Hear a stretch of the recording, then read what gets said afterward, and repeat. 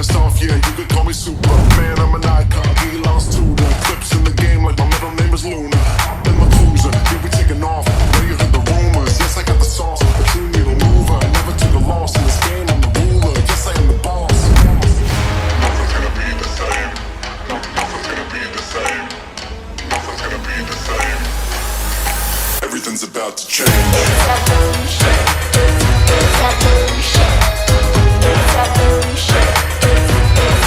Everything's about to change.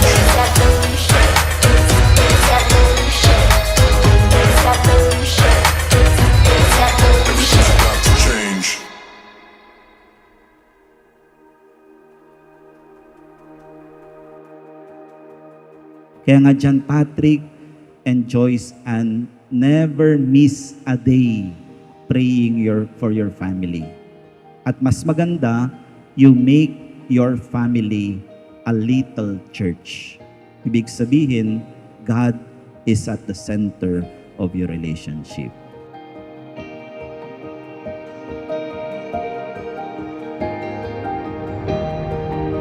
Kung may nagsabi sa akin noon na makikilala ko ang taong papakasalan ko dahil sa paglalaro ng ML, malamang hindi ako maniniwala. Pero doon nagsimula ang lahat. So nakita ko yung post niya na nag-aaya siya ng ML. Eh, siyempre mahilig din ako mag-ML. Ngayon, chinat ko, bali nag-reply ako sa comment niya. Simpleng laro-laro lang. Simpleng usapan lang. Hanggang sa nangulit kang kunin ang mga social media accounts ko. Nakakatuwang balikan kasi kahit di ko binigay, nahanap mo pa din.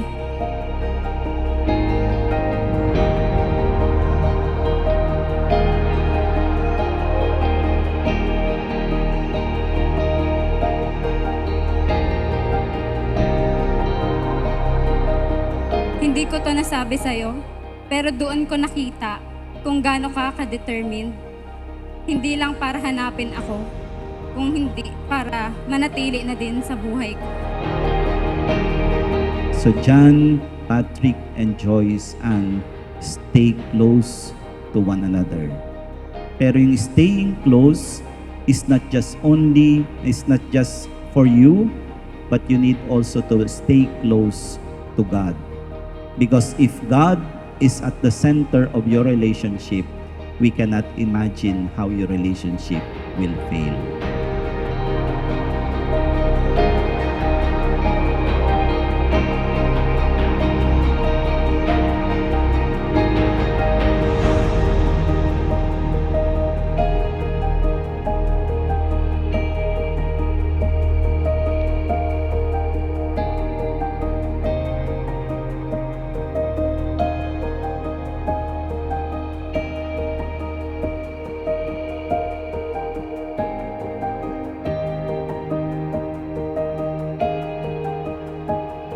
Kung nagsimula man ang kwento natin sa isang laro, isang bagay ang sigurado kong pagmamahal ko sa'yo ay hindi kailanman magiging laro.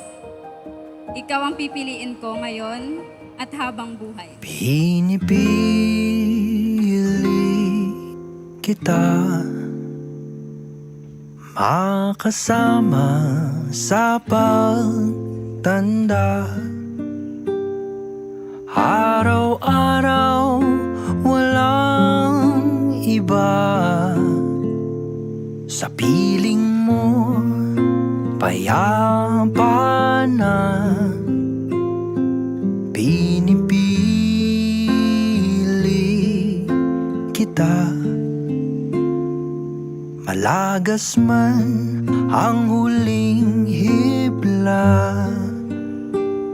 Ikaw lang, At kung ang pipiliin ko palagi. alaala'y Ikaw lang ang kasama ko, mapura, mapahirap man o ginhawa. panata ko Ikaw lang ang aalagaan, hanap magiging hinahanap natin. pinipili Kasama tayo habang buhay. Mahal na mahal kita. kita na walang pangangamba. Dati kasi medyo introvert ako na klase ng tao. Siyempre, online lang, parang sa personal o kaya public speaking. Di kasi ko medyo na may mental block ako. Pero nung simula nung nakilala ko siya, naging, ang sabi nga nila, naging madaldal na daw ako eh, dahil sa kanya. So ayun yung nagustuhan ko naman. Bali, parang yung fear ko dati na magsalita o kumausap ng tao, nawala dahil sa kanya. Nako, ano to? Buksan ko na? Uy, ano to? Uy, ano to? Vape na, pre. Pinipili kita. Sino kayo? Ako'y nanunong. Maraming beses sa buhay ko na nagulo ako. Naging mahirap intindihin pero nandyan ka pa rin. Tahimik na umiintindi. Hindi sumusuko. At doon ko mas lalong na-realize kung gaano ako kaswerte. Love is lost and love is found. It gets you high, then pulls you down. It brings you to your knees, then comes and sweeps you off your feet. Love is blind but helps you see. It makes you cry, makes you believe. Yat, salamat dahil pinakita mo sa akin kung ano ang tunay na pagmamahal. Yung pagmamahal na may respeto, may pasensya, at may malasakit.